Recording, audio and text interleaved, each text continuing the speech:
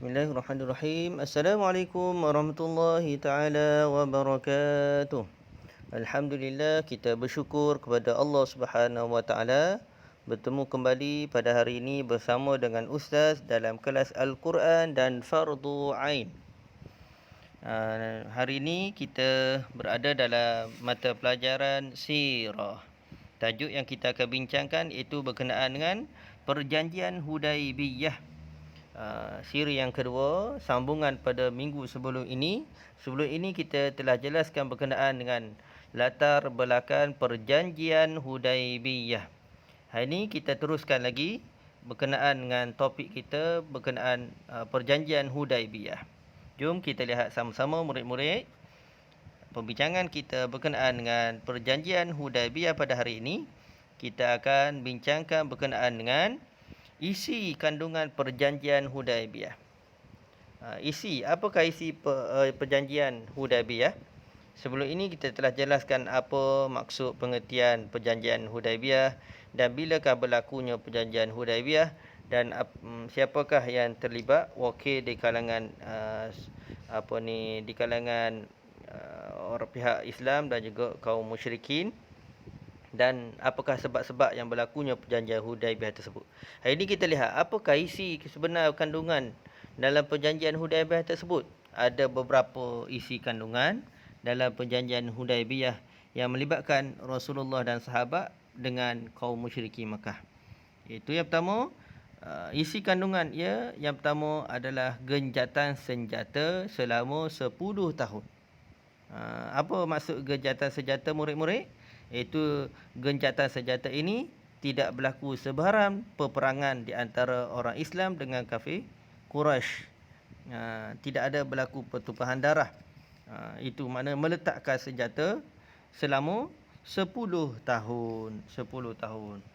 Yang kedua, iaitu isi kandungan dalam perjanjian tersebut iaitu orang Islam boleh memasuki Makkah tahun berikutnya.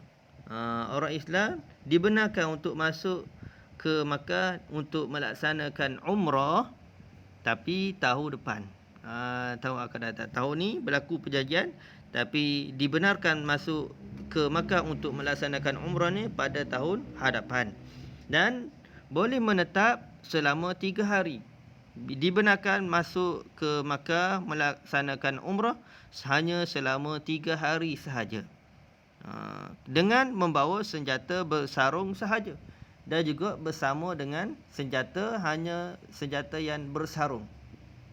Bersarung kecil je, bukan pedang. Senjata kecil sahaja. Ini perjanjian yang ada dalam perjanjian tersebut. Yang ketiga, orang Islam yang lari ke Makkah tidak perlu dikembalikan.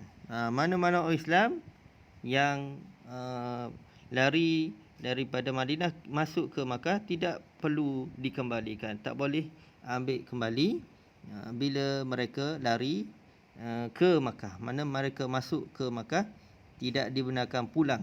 Tidak dibenarkan pulang ke Madinah.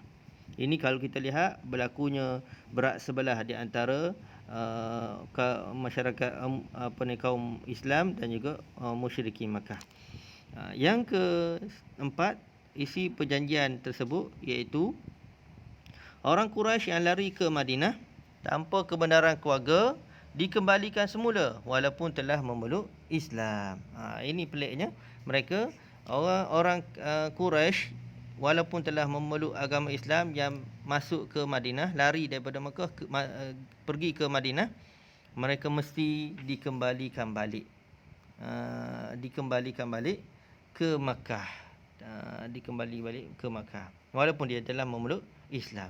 Ini adalah perjanjian yang berat sebelah kalau kita lihat. Yang seterusnya, isi kandungan tersebut iaitu menyebut bahawa kabilah Arab bebas menyokong Islam ataupun musyrikin.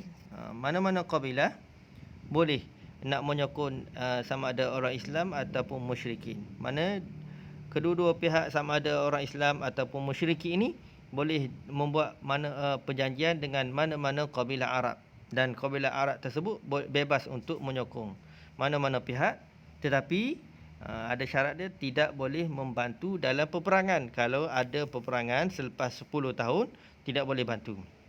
Ini syarat ataupun isi kandungan dalam perjanjian tersebut. Seterusnya,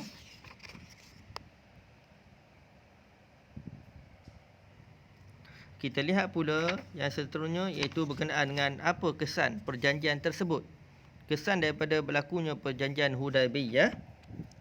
Yang pertama, kafir Quraisy semakin lemah.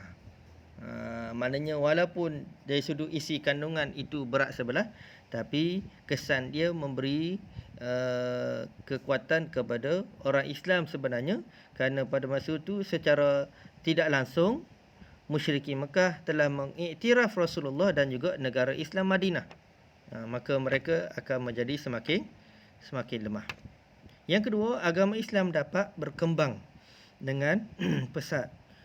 Bila berlakunya perjanjian Hudaibiyah ini, maka agama Islam dapat berkembang dengan luas, dengan makna dakwah Islam dapat disebarkan secara meluas di Madinah dan juga di Makkah, dan ramai kafir Quraisy yang memeluk agama Islam hasil daripada berlakunya perjanjian Hudaibiyah ini.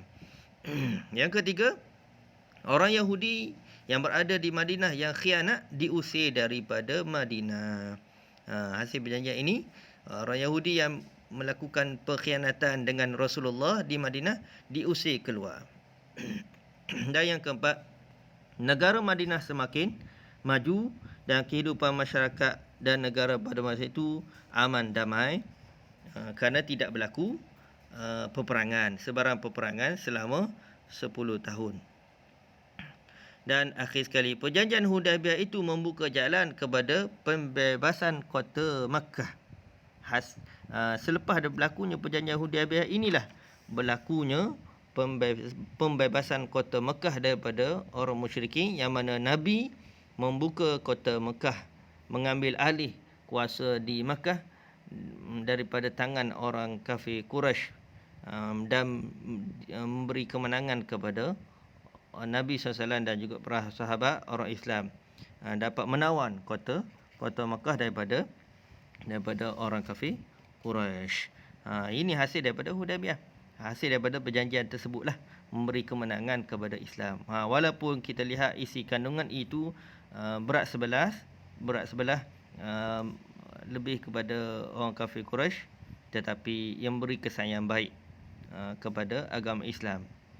Itu sahaja perbincangan kita berkenaan dengan perjanjian Hudaibiyah. Moga-moga apa yang dibincangkan dapat manfaat dan keberkatan daripada Allah Subhanahu wa taala. Assalamualaikum warahmatullahi taala wabarakatuh.